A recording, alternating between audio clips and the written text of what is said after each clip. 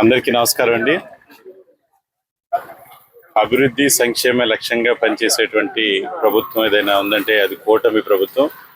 అధికారంలో వచ్చిన దగ్గర నుంచి కూడా ప్రతి ఒక్కరికి కూడా అర్హులైనటువంటి ప్రతి ఒక్కరికి కూడా సంక్షేమాన్ని అందజేస్తూ, అలాగే ప్రతి గ్రామంలో కూడా అభివృద్ధి కార్యక్రమాలు చేసుకుంటూ ఈరోజు ముందుకెళ్లేటువంటి పరిస్థితి మనం చూస్తా ఉన్నాం.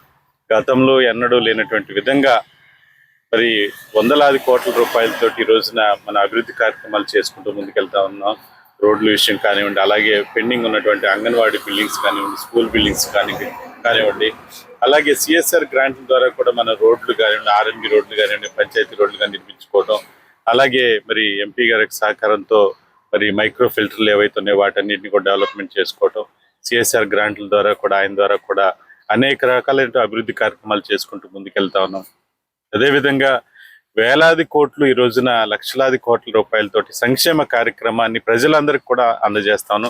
ఇచ్చినటువంటి ప్రతి హామీని కూడా ఈ రోజున నెరవేరుస్తూ మరి ప్రజలకి ఒక మంచి ప్రభుత్వం అనేటువంటి ఏదైతే వాళ్ళు మంచి మెజార్టీ తోటి గెలిపించారో కూటమి ప్రభుత్వం మీద నమ్మకంతో ఈ రోజున మంచి పాలనని ప్రజలందరికీ కూడా అందజేస్తామని కూడా ఈ సందర్భంగా తెలియజేస్తాను.